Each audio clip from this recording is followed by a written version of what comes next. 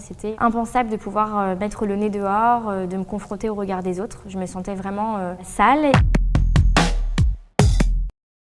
Bonjour, je suis Mandy, j'ai 30 ans, je suis conseillère naturopathe spécialisée dans la peau et je vais vous partager mon parcours avec l'acné. J'ai donc eu des problèmes de peau à l'adolescence. À 14-15 ans, c'est arrivé, donc j'ai commencé à avoir une acné très envahissante. C'est donc des zones assez étendues par rapport à celles qu'on connaît d'habitude. Donc c'est en plus avec des lésions assez inflammatoires, assez grosses. J'avais des zones comme le dos, le buste, le cou. Donc en plus du visage, ça faisait beaucoup à gérer. J'ai eu beaucoup de soucis en termes d'acceptation. J'avais du mal déjà pour plusieurs raisons à m'y faire parce que certes il y a la partie esthétique à gérer et il y avait aussi cette partie aussi juste douleur physique puisque ça impactait ma vie de manière générale. J'avais du mal à bien dormir, j'avais du mal à pouvoir faire des activités sportives, à m'habiller comme je le voulais, etc. Je n'ai pas eu à proprement parler beaucoup de moqueries de la part de mes camarades lorsque j'étais au collège, mais c'est vrai que c'était beaucoup plus avec les gens que je ne connaissais pas ou lorsque je sortais dehors ou simplement faire des courses avec ma mère. C'était le plus dur parce que c'est là que les gens portaient un jugement.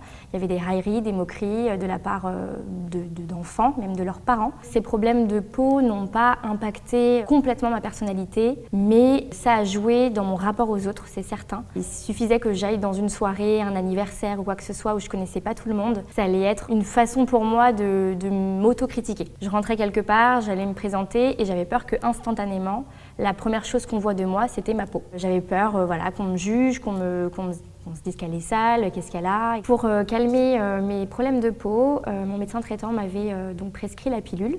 La Diane 35, qui est une pilule assez connue pour calmer les problèmes de peau modérés à sévères. Et donc moi, on me l'a prescrite lorsque j'avais 15 ans et demi, 16 ans, ce qui est donc un âge assez jeune. Donc sous 3-4 mois, j'avais presque plus rien. Je revivais, j'étais très contente. 3-4 ans après, j'ai commencé à ressentir des symptômes qui envahissaient un peu mon quotidien. J'avais le syndrome un peu des jambes lourdes. J'avais énormément de difficultés à avoir une humeur stable. J'avais toujours des sauts d'humeur, j'avais des problèmes émotionnels. Enfin, je me demandais vraiment ce qui se passait pour que je ressente ça. J'avais une vingtaine d'années, j'étais pas en période de puberté, donc je me posais des questions. Donc je me suis mis à lire la notice de ma pilule. Ce médicament hormonal devait être donné à des jeunes femmes qui avaient donc une acné modérée à sévère, mais qui avaient déjà essayé plusieurs choses, notamment comme des antibiotiques, et qui n'avaient pas fonctionné. C'était la première intention et c'était pas forcément de le donner en tant que contraceptif sur plusieurs années. J'ai fait part de cette découverte à mon médecin. La seule chose qu'elle m'a préconisée, c'est donc de changer de pilule.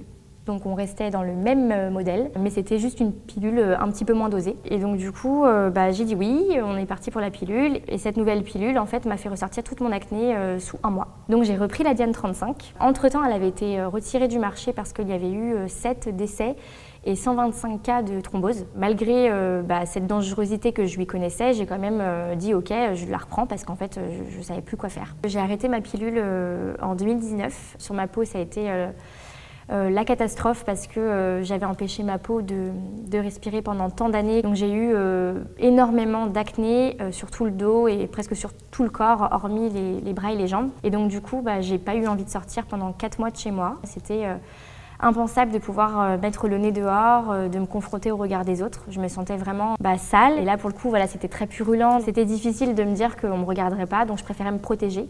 Donc ma santé mentale a été impactée par ça forcément. J'ai commencé à faire des crises d'angoisse, à me sentir vraiment très très mal intérieurement. Je ressentais une profonde détresse. J'ai eu un déclic pour me mettre à partager ce que je traversais avec ma peau en 2019. Où j'ai créé mon compte Instagram du nom de Bien dans sa peau. Je me suis dit, essaye de réfléchir un peu à ce qui va pas, pourquoi tu te sens si différente. Certes, tu as des problèmes de peau, mais c'est pas censé faire de toi un monstre non plus. Enfin, en tout cas, ça ne définit pas toute ta valeur. J'ai travaillé avec des thérapeutes, etc.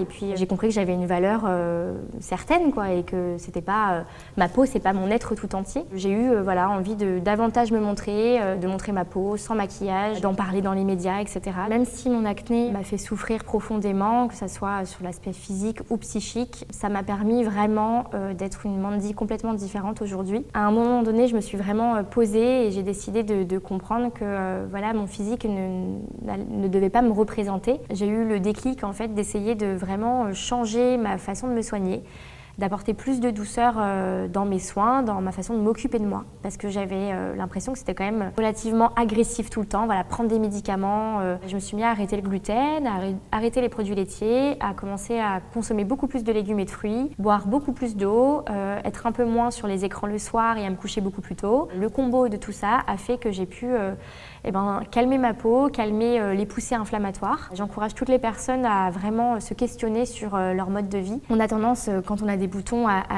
appliquer des choses sur sa peau en permanence, à la surcharger de produits, à utiliser énormément de choses et en fait, c'est pas forcément la solution. C'est important de comprendre aussi qu'on peut venir soigner ces problèmes de peau, les améliorer en prenant soin de son hygiène de vie générale. Et puis surtout, comprenez que votre valeur, elle est vraiment dans tout ce que vous pouvez apporter de façon générale. Les personnes ne vous aimeront pas moins parce que vous avez une peau différente.